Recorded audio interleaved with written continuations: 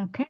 Welcome back to the Daughters of the Moon podcast. Both Mom and I are grateful that you can join us for another week.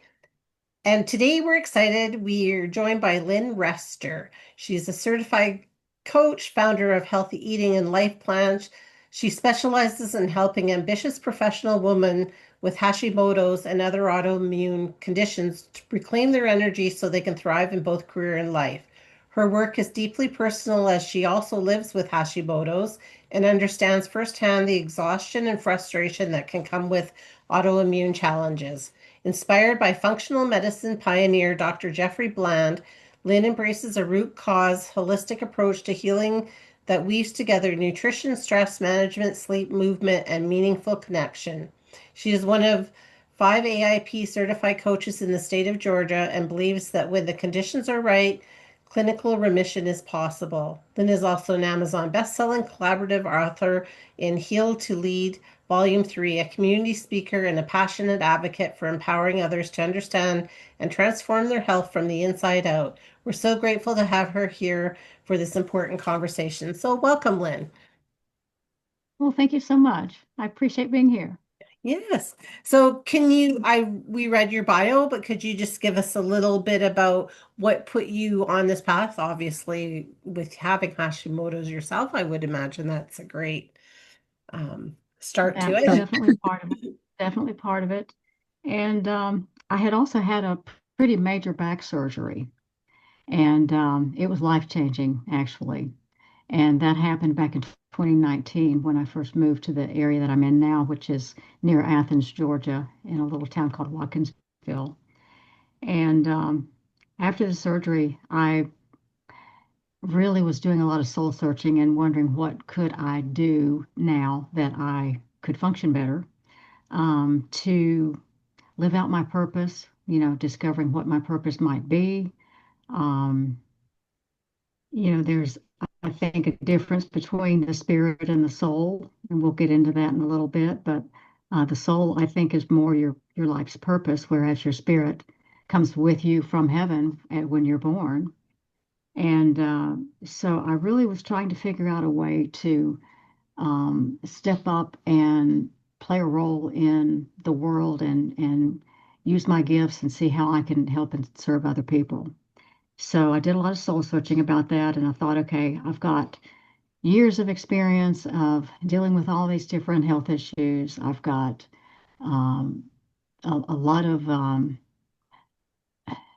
spiritual and psychological books that I've read about um, spiritual growth and what makes us behave the way we do and get the outcomes that we want or don't want in life.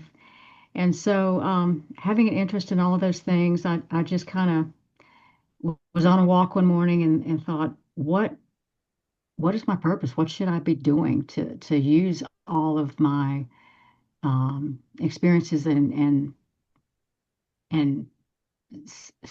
self Knowledge too. teaching, I guess you could call it, to do something with all of that to be able to help other people. And I thought, well, I don't really have, any credentials. A lot of people were telling me, oh, you should be a counselor, and I said, well, I don't have the credentials to be a counselor, but I would sit and talk to people in waiting rooms and doctors' offices, and they would ask me if I was a naturopath or something, or because I was knowledgeable about those types of things. And so I just asked one day, what could I do? And the thought of a health coach popped into my head.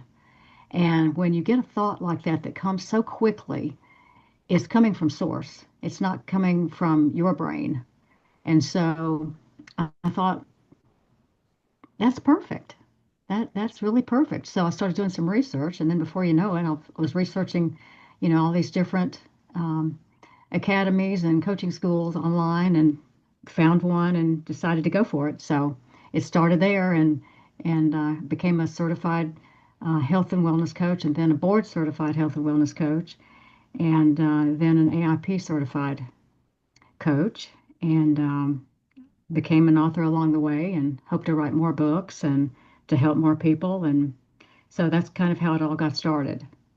Nice. So how did you know you had Hashimoto's?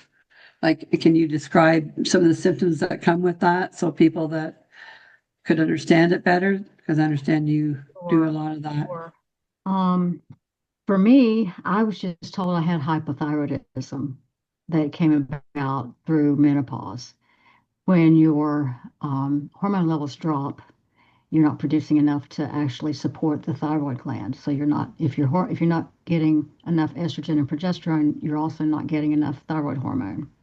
So that's when it all kind of started. Um, and then I had an overdose of iodine one time, and that caused a thyroid storm, and it caused nodules to form on my thyroid gland, and that Wow, basically sent me into a Hashimoto's flare. And I never really was told I had Hashimoto's because my antibodies were never very elevated. But I took a course, online course from a functional medicine doctor who was basically acting as a coach.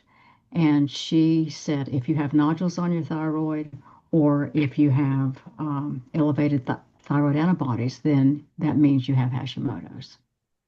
So, really?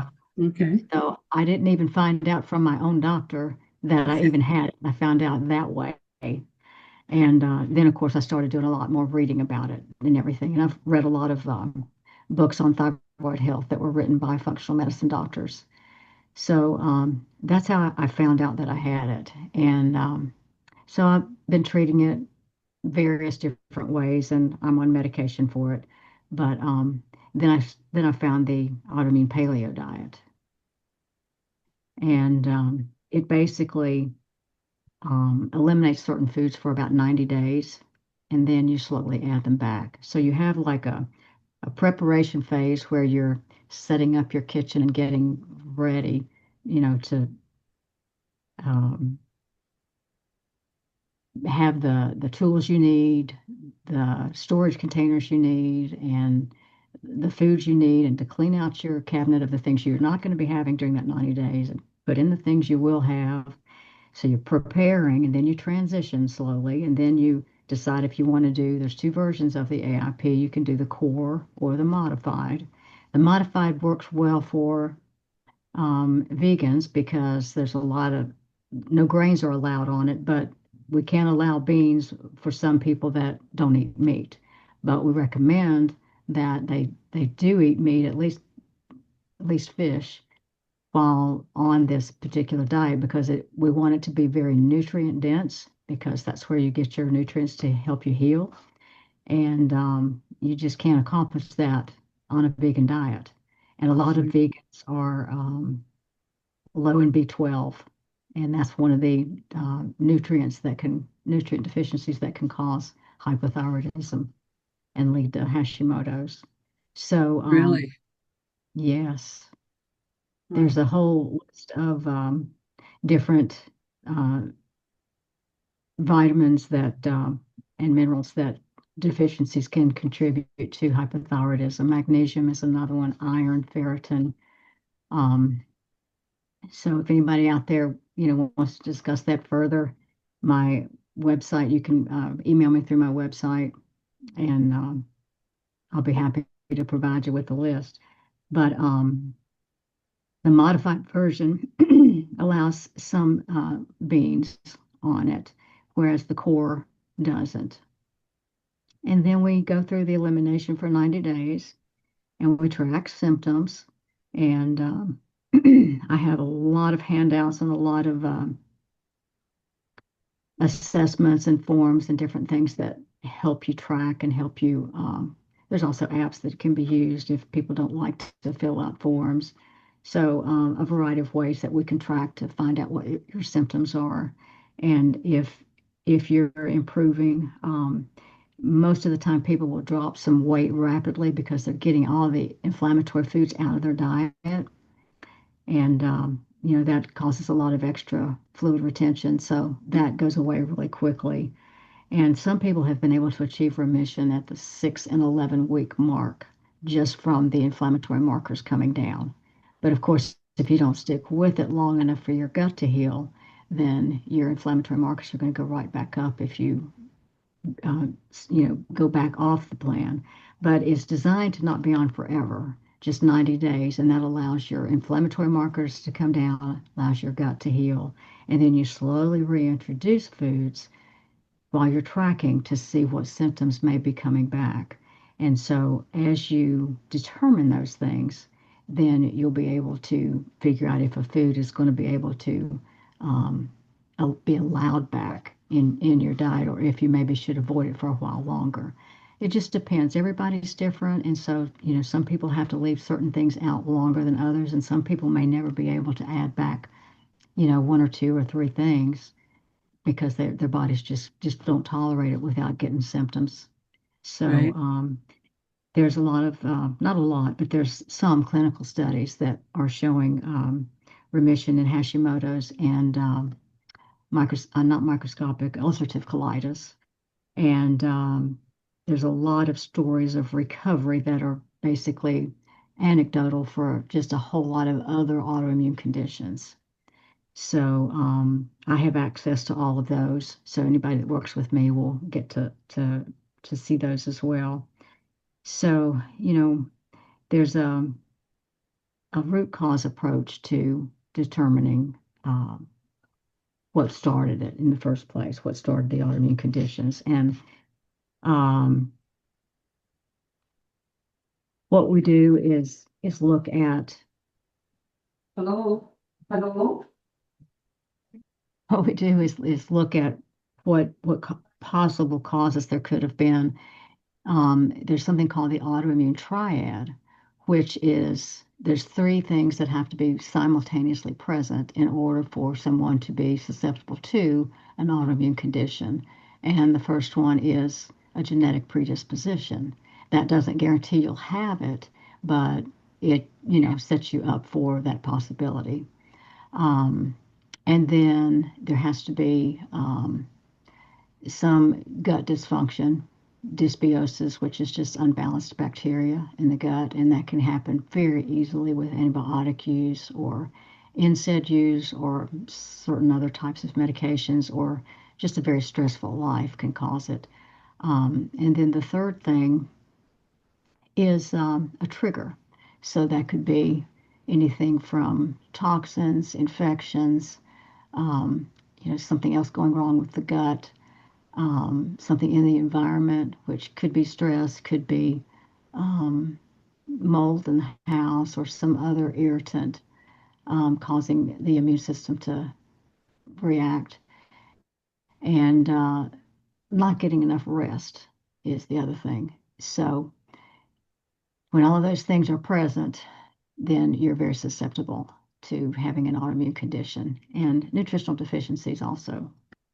But we look at cleaning up the diet first, and this is a diet and lifestyle program, and the lifestyle components are some form of exercise, some form of movement, where there's just walking and stretching, or really good exercises for people with autoimmune conditions, or tai chi and qigong. And some people, those are usually well tolerated by just about anybody, but somebody with rheumatoid arthritis, for example, does not need to be doing CrossFit.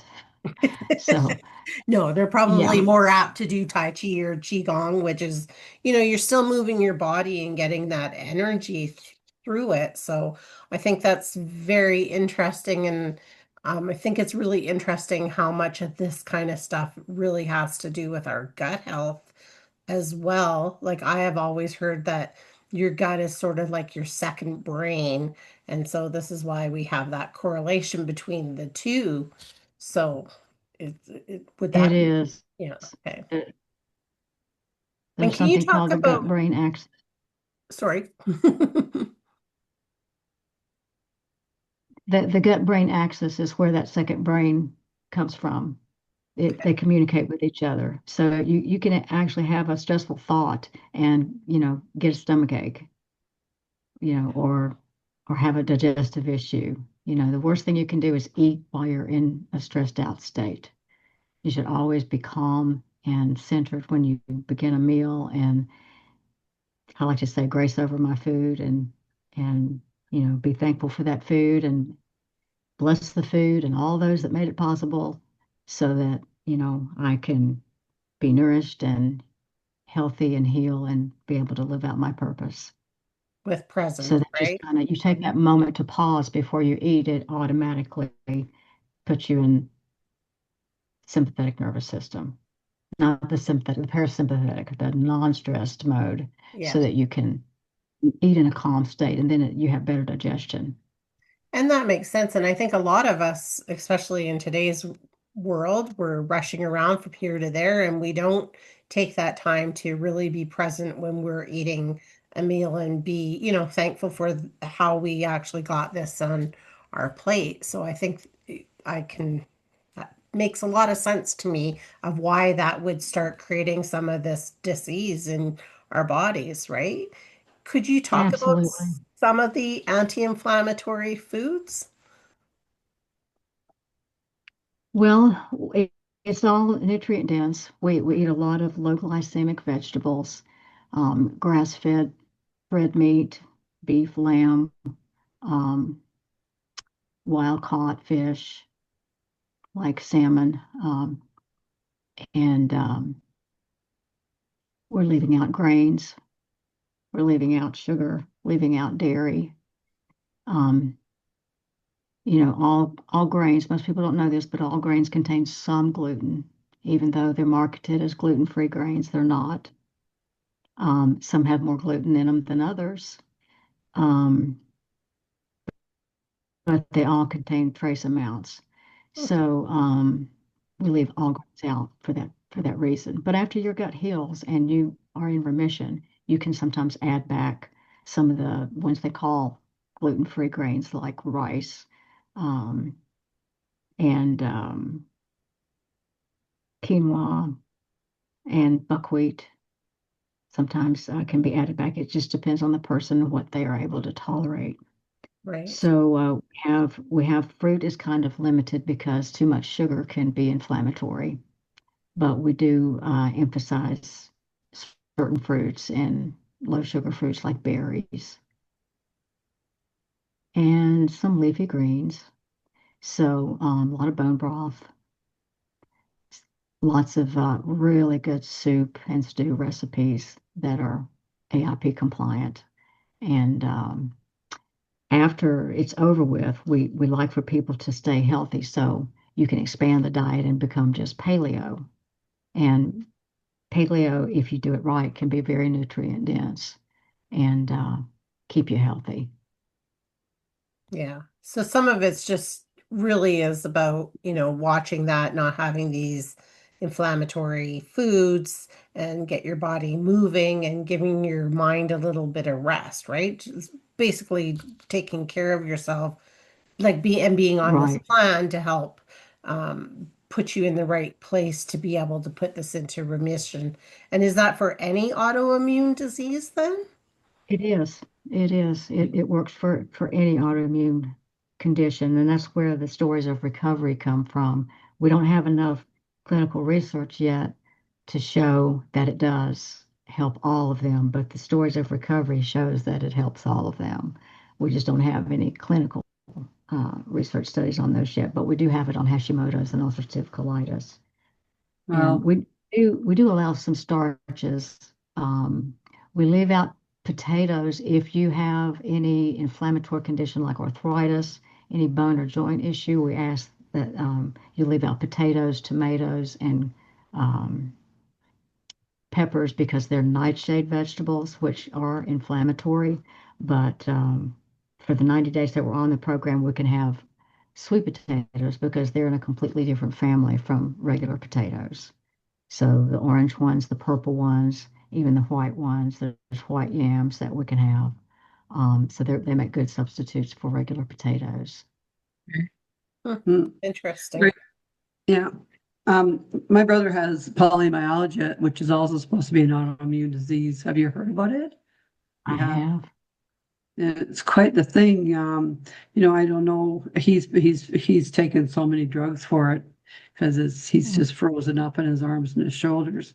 But so he would do better if he was on this diet as well. He would just for 90 days. Now, Okay. there's a lot of books out there on the AIP diet, and you can, go find some of those, and I can recommend some. And in fact, I give free consults, so if he wants to give me a call, we can set up a time to talk, and I can give him the titles of some books, and he can look for those. And a lot of people can handle just reading the books on their own and following the program, but it's not an easy thing to do without some encouragement along the way and somebody to ask questions to, and to help you when you're not sure what something means. But it just depends on the person. If you're a good self-starter person, personality type, you could probably get through the book and help yourself a whole lot. Any little thing you do, small changes swing big doors. So any little thing you do is going to give you some type of improvement, but it's the consistent, you know, across 3 months that really moves the needle, that you can notice big improvements in yourself. So, and it's just a 90-day period if you can get through it for that length of time, and then you can slowly start adding back. But then that's where the tricky part comes, because you want to be able to have some sort of system in place to track your symptoms to see which foods that are bothering you, so you know that you aren't ready to add them back yet, or you might have to permanently leave them out. Right. And Okay. if you do have to permanently leave something out, then you need to have some sort of guidance on what can you do to substitute that nutrition in in place of it, so that you're not leaving out an entire food group forever. Mhm. But that's what supplements are for. Yeah. Okay. Yeah, that's true. It's true. Um, a friend of mine, she also has Hashimoto's, but she has a lot of beef broth. She drinks a lot of beef broth. She said it helps her. Yeah, yeah, it does. And I consume quite a lot of it myself. I love to cook with it. Okay. So, do you think like it seems like autoimmune diseases have really become forefront in today's age. Like you didn't hear about them so much in the past. So is it something, I'm just curious, is it something that's kind of always been there and we just didn't know about it? Or is this something new? And if it's a newer thing, what do you think is causing this to bring so much of it into our lives these days? Oh, that's a great question. Um, I think that back when we grew our own food and we didn't eat processed food, it didn't exist, that we were a lot healthier, and you never heard about autoimmune conditions. And life was just a little slower paced. It wasn't as stressful. We didn't have all of the you know, high tech stimulation. And we got up when the sun came up, we went to bed when the sun went down. It was just a different lifestyle. So it's the lifestyle and the food, but processed food is just terrible for us. And I'm so glad that we have somebody who's uh, in the White House now helping make America healthy again. And changing, these food manufacturers are now making their processed foods a little healthier, but they're still processed foods. Yeah. But if you can, a processed food is anything basically that comes in a bag, a box, or a can. And if it's in the frozen section in the grocery store and there's nothing in it but the item, then that's perfectly fine to eat.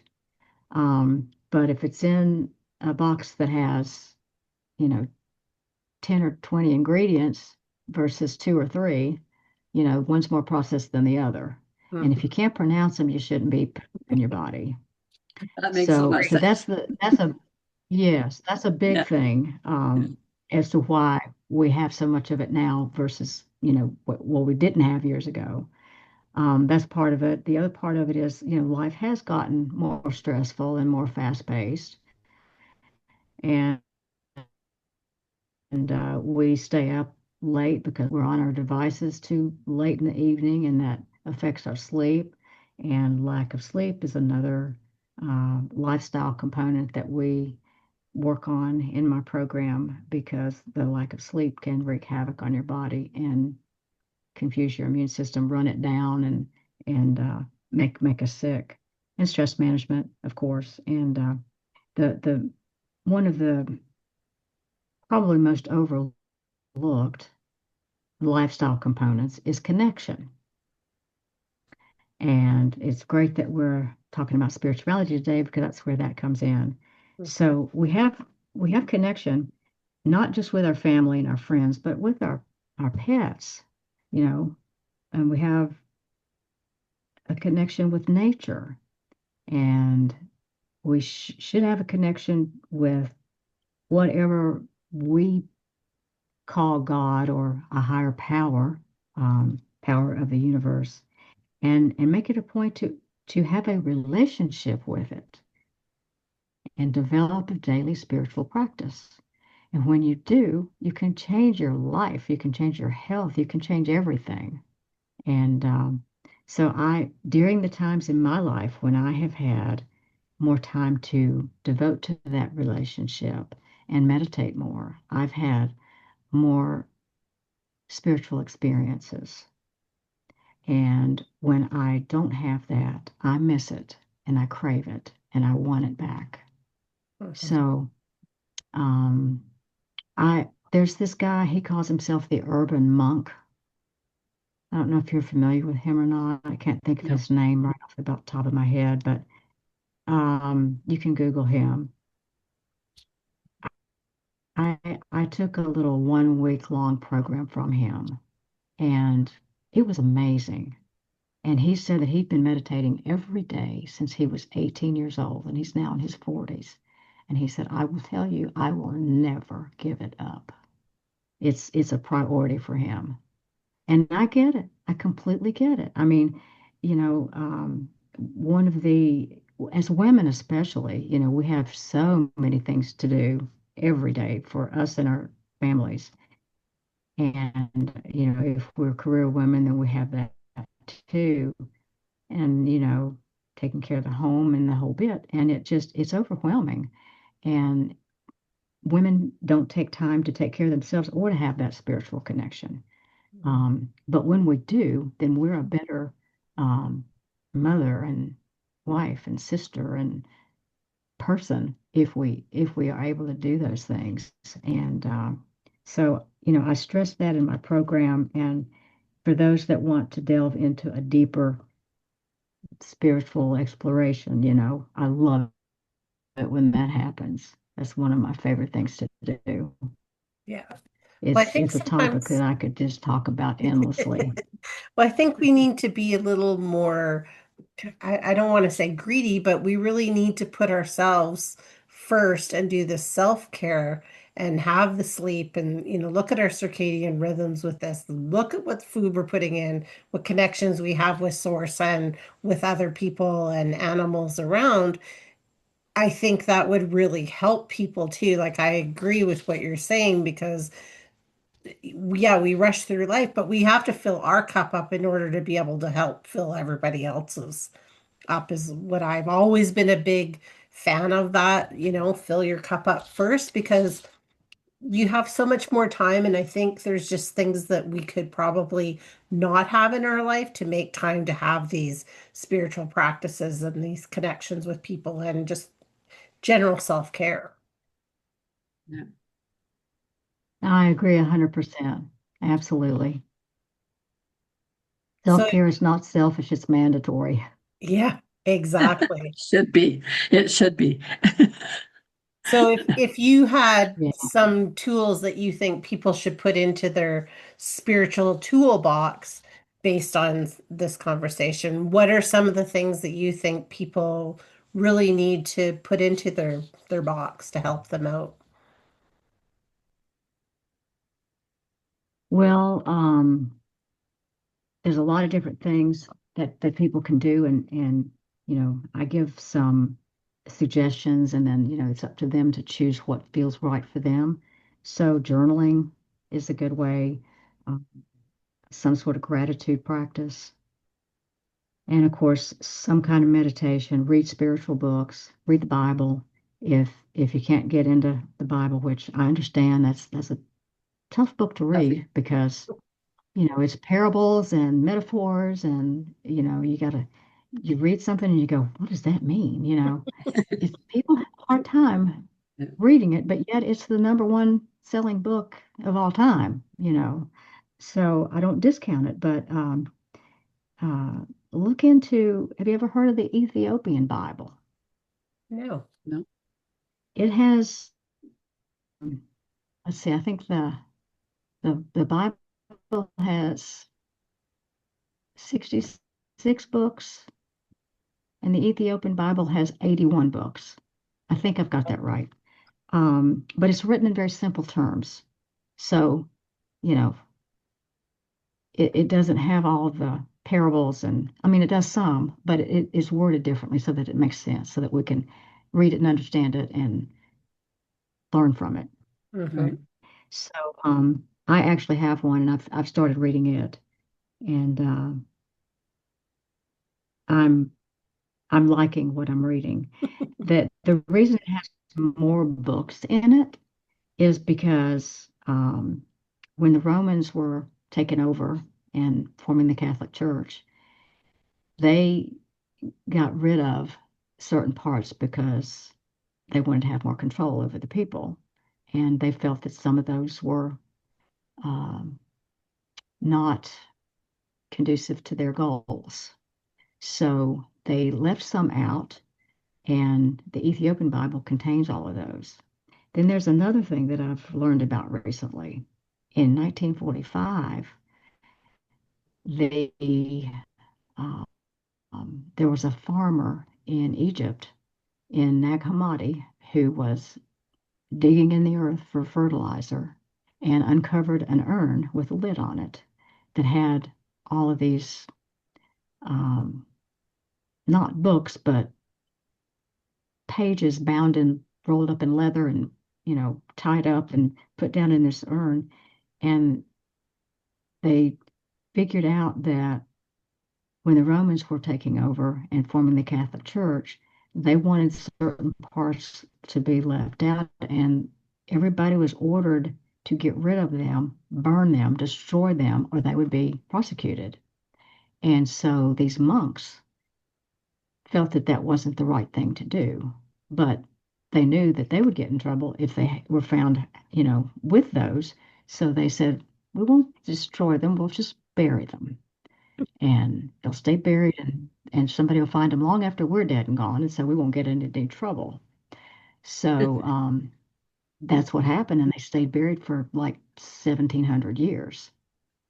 Wow. And I know that there's certain criteria that have to be met before something can be authenticated, and I won't get into all of them because I can't remember them all, but there's certain things that can be proven, and certain things are just, handed down from generation to generation. So there's some room there for question of whether something is or isn't true. But just given the fact that this did happen, you know, whether what's written there is truth or not. Just be a truth seeker. Try to find out more information. And so part of what it was, um, if you look at the Ethiopian Bible, there were books that were left out, and of the regular King James version of the Bible that we all grew up with. And they, the guy that found them, um, didn't understand what they were, or that they had any value to them, and so he just sold them to a flea market. And somebody came along that was uh,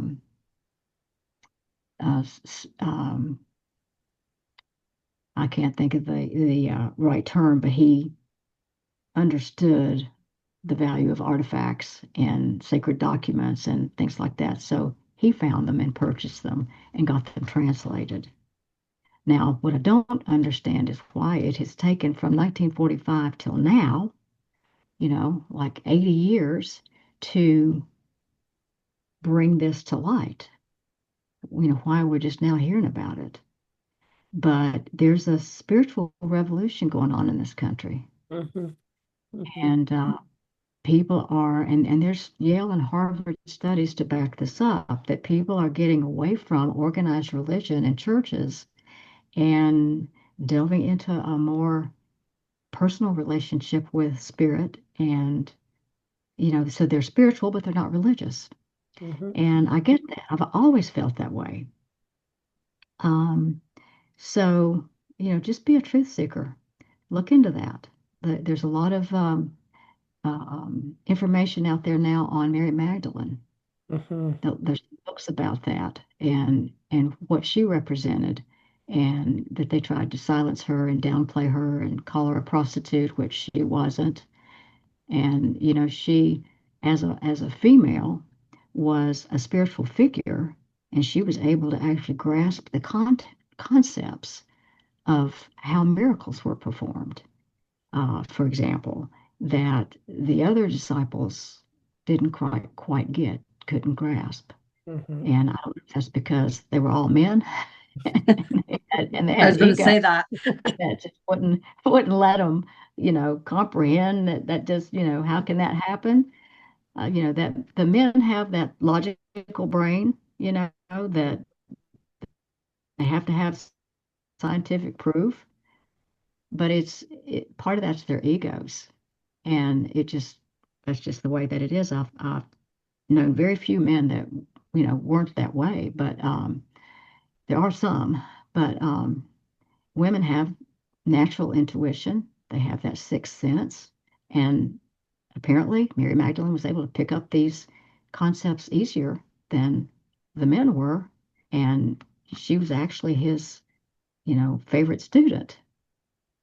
Hmm. And there are things in the Ethiopian Bible and in the Gospel of Mary Magdalene, the Gospel of Thomas, that show that they were upset because they were jealous of her because she got more attention from Jesus than they did.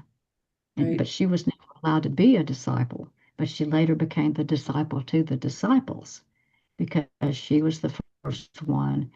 She stood there while he was on the cross, where everybody else ran away and wouldn't stay because they were afraid of being the next one, the next victim on the cross themselves. But she stayed. She wasn't scared. And she was the only one to see him after the resurrection, which I don't know if she really actually saw him or if he came to her in a vision, but she had communication with him and passed that information on to the disciples. And so, um, interesting stories, and I don't Hmm. know if they're just stories or how authenticated they really are, but it's very interesting to read and to consider that possibility, because if that's true, then that was the beginning of the suppression of women in spiritual roles and other roles, which, we've come a long way, but think about what we could have done and accomplished had it been known back then and not been suppressed, that we Right. were actually created equally and to be have our own roles Hmm. um, in the world. Exactly. Yeah, I think it's interesting, and I think it'll be um, interesting to what see comes further with Mary Magdalene and all the literature that potentially was, taken out of things so that we didn't know these things and now is coming to light. So I think that will be a really interesting thing. And I love how you said to be like a truth seeker. So to be looking for that, because yes, I don't think the Bible is for everybody. And I know myself, like I'm currently reading A Course in Miracles, and I know I tried to read it about 10 years ago. And 10 years ago, I was like, this is not for me. But my views have changed and things have changed in my life. So now, although there is lots of times I have to read back over a section because I'm like, I don't get it. But that's finding the truth, right? And so and that works for me, but it's not going to work for everyone. So I I, love that you said that. Be a truth seeker because you will find what calls to you to find this truth out for your own So, spirituality path. yeah. So, Yeah. Absolutely. And I had that same experience with A Course in Miracles. yeah, it's not an easy read, but it's interesting, and it's what I'm doing at the moment. So we'll see how it Yeah. goes, but yeah, can you tell everybody where they can find you? Yeah. I'm You can find me at Healthy Eating and Life Plans. That's my website. I have a Facebook page of the same name. I have a personal Facebook page, Lynn Watson Rester, and my Instagram is Lynn Watson Rester. I'm probably going to be changing that up a little bit and having two separate Instagrams, one for personal, one for the business. I don't do a lot of social media posting. It's just not in my nature. I'm more of an introvert. But I realize that I need to change that, and so I'll be working on that in the future. But I'm on LinkedIn as well. Eventually, I'll have a YouTube channel. Wonderful. And your book is through Amazon, or you can get it through your You can get website? it through Amazon, or you can also get it through my website. And I do have a few of my own personal spiritual experiences if you've got time for that. Sure. Yeah, absolutely. Okay. Um, I've noticed that more of them happen when I have time to meditate and make that a regular practice in my life, or when I have time to just be alone and be quiet. You can't hear, you can't communicate without the quiet. You can pray, but when you meditate, that's when God's talking to you, or that's my perception, my belief. And so I've had amazing things happen.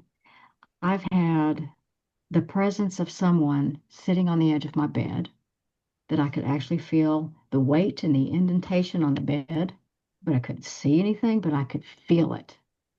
I knew it was there, and I felt immense love. So it had to be Jesus or an angel. I don't think, I can't imagine anything else it could have been. Now, the flip side of that is I had an encounter with an Indian spirit one time. Um, we were working in a facility, a retirement community, that had been built on an old Indian burial ground.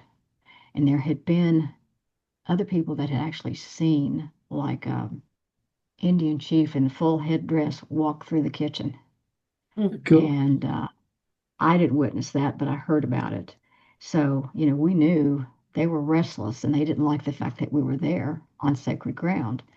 And one evening I was in our apartment. My ex-husband and I were facility managers, and we were in our apartment. He had gone to the store, probably to pick us up some dinner, and I was doing some paperwork in the living room, and I had papers spread out on the coffee table. Now we had a cat, but it was a timid cat that, didn't make a lot of noise or anything. But I went into another room to get something, came back, or while I was gone, I heard a noise, came back, and all the papers that were on the coffee table were in the floor. But the cat was nowhere to be found. But I felt like something had moved those papers. Wasn't the cat. Could have been, but wasn't. The I heard a noise like um, something inside of a closet up on a shelf maybe had fallen and made a loud noise. Walked in every room trying to figure out what it was. Opened up every closet trying to figure out what it was. That's what it was. So I stood there, but I got this rush of cold air and just, you know, chills up my spine and hairs on the back of my neck standing up. And I just knew there was a spirit in there that did not like me or something. and was not happy. But I wasn't afraid of it. Um, so I stood there for a little bit longer, just kind of in shock. And I had a yardstick that was just leaned up into a corner. And yet that yardstick fell over while I was looking at it. Wow. And that's when I said, I'm out of here. I ran out the door. Yeah. Yep. And so I went and got the other couple that our co-managers that managed with us that were on duty. And they came up. My husband was back at this time, and we all just stood in a circle and prayed and said, we feel your presence. We know that you're here. We know that you're not happy, but we're telling you that we're not here to do you any harm. We didn't build this place on your sacred ground. We're just here to try and do a job, and we don't wish you any harm. We hope you don't wish us any harm, and Right. we are asking you to leave in the name of Jesus. And we felt it leave, and it never came back. Cool. So that was another time that so you can't convince me there's not something beyond life Mhm. as we know it. There's I life after agree. life. Yeah. So I have felt I'm a cat person, so I've had many cats in my life, and I have felt the ones that have crossed over around me. I've felt them jump on the bed.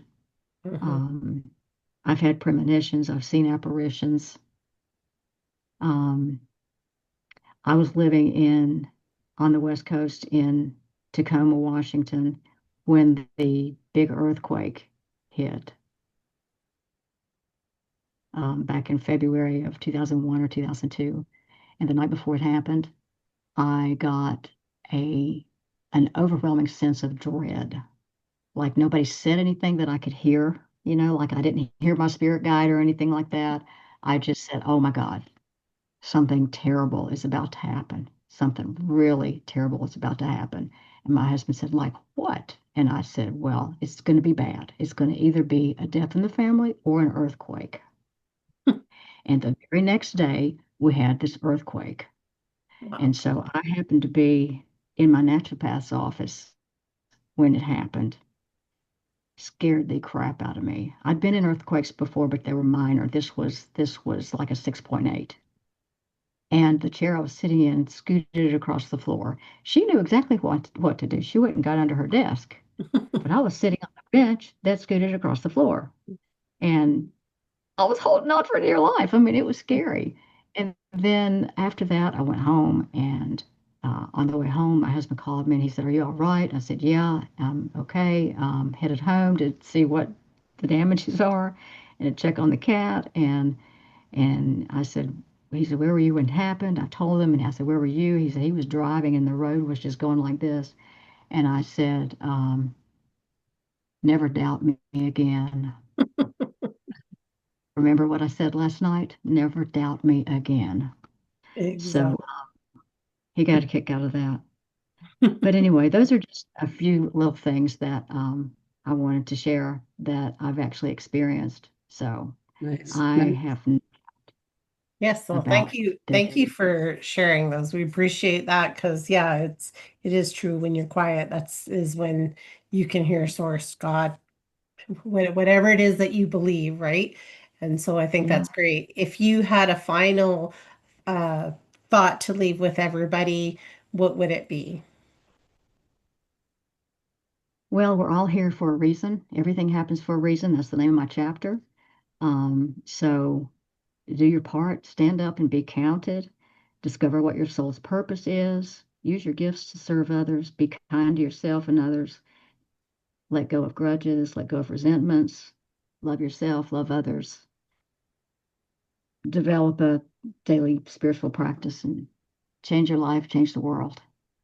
Wonderful. Well, thank you so much for joining us, Lynn. It was great pleasure to have you on and to hear about the autoimmune diseases and how we can, Yes. take our life into our own hands and help put ourselves into remission and do this. And then on the spiritual path that you've been on and your experiences. So thank you so much for joining us today.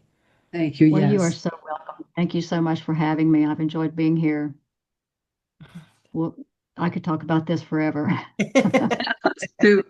Yeah, yeah, it's our favorite thing for sure. Yeah, So me too. thank you so much, and everybody else, we will see you on the next one. You bet.